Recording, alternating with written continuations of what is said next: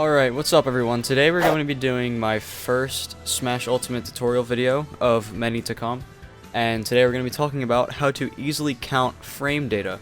And why it's so useful in Super Smash Bros. Ultimate. Because in previous games, and every other video game out there, well, not every other video game, but I would assume most video games out there, you would have to record the footage on your own to count the frames that a move takes to deploy or to hit, or the cooldown. In Smash Ultimate, they added a training mode feature where you can find this stuff out on your own very easily. So we're going to be going over that in this video and a couple reasons why it's so useful. An important thing to know is that the game runs in 60 FPS, so 60 frames is equal to 1 second. And in order to do this, we're going to go into the other settings, and this is the new thing right here that they added. Under the speed, you go to the right once, and you can change it to 1 frame every time you press the L button. Now if you hold down the L button, the game runs like normal, and if you let go of the L button, the game freezes, and every time you press it down, it advances 1 frame. So it's really useful. It's pretty self-explanatory, but I'm going to show you real quick how we can use this for a multitude of things. So first things first is startup frames. In order to do any moves using this feature, what you want to do is hold down the input that you want your character to do. So in this case, I'm just going to hold the A button for a jab. All you have to do is press the L button once while you're holding down that input, and it will do that move. So I'm holding down the A button, I press L once, and that's frame 1 right there. And now I don't have to hold the A button anymore. If I tap L again, that's frame 2, and if I tap L again, that's frame 3 and the move connected. So that means that the startup is 3 frames on Inkling's jab.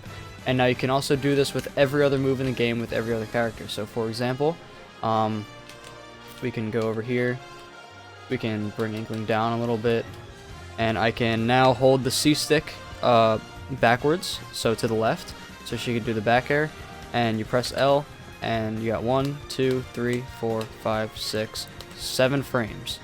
There you go, it hits Samus, so it's Inkling's back air comes out in 7 frames. So now, something else that you can do that's really cool is count how many frames you have to wait until you can do another move. In this game, there's this thing called buffering where you can command an input while you're doing another move, so the other move comes out the next possible frame that it can. So pretty much what you can do is jump. You could do a laggy move if you want, just any move really. We're going to do Inkling's up air, so let's go up here.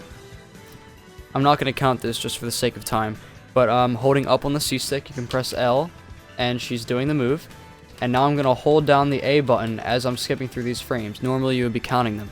So what we're doing right now is basically seeing how long it takes for the up air to be completed, and we could execute another move. So I'm holding down the A button the entire time. We're going to look out for the first frame of her doing the nair, the neutral air.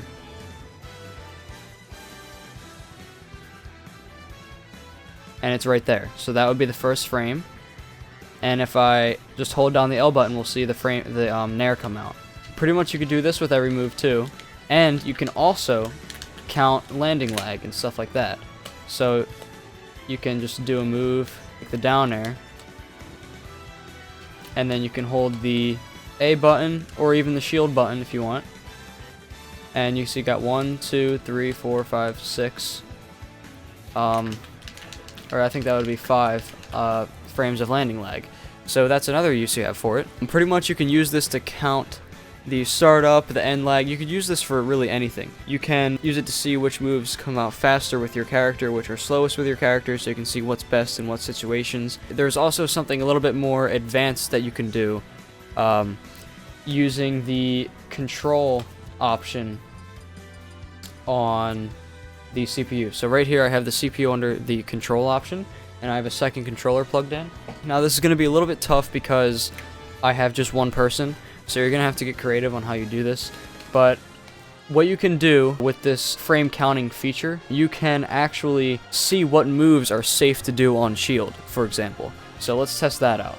What we can do is we can do an Inkling forward smash. So we're going to hold shield on the CPU controller, and I'm going to hold right on the C stick to deploy the Inkling F smash. So Samus is now holding shield, and right when that brush hits my shield, this frame, I'm going to let go of shield on Samus, Alright, and now I'm going to hold A button down on Samus. And now I'm slowly going to advance the frames, just so we can see what's happening. And that was the shield stun. And now that Samus is out of the shield stun, we can slowly advance the frames more. And now we can begin to hold the shield for Inkling. And continue advancing the frames. And as you can see, it's not close enough, but the jab would have come out before the Inkling would deploy the shield. I hope that makes sense. I know it's a little bit confusing. Let's try it again with another move. So let's go ahead and try... what would be good for this? You know, we're going to charge up the down smash. That's charged up. So now we're just going to let this go. Just like that. And you got a bunch of shield stun because it was charged up. Now, Samus actually got pushed back from that. But now, Samus is out of the shield stun. And can now perform a jab. And I'm holding the shield down on Inkling's controller. So, as you can see there, Samus would have had enough time to deploy the jab. Now, Samus isn't the best example for this, because her jab's kind of bad and she got pushed back too far. But in that situation, Inkling would not be safe on shield with the down smash. So we pretty much just figured that out right there. The F smash and down smash are not safe on shield with Inkling. So you can test that out with any character, and basically you can use this feature to test out any interaction between any character in the game. You can use this for aerials, grabs even, and count the amount of frames it takes for the Inkling to grab Samus. And it's 7 frames, I believe, with Inkling, which is pretty great for a grab.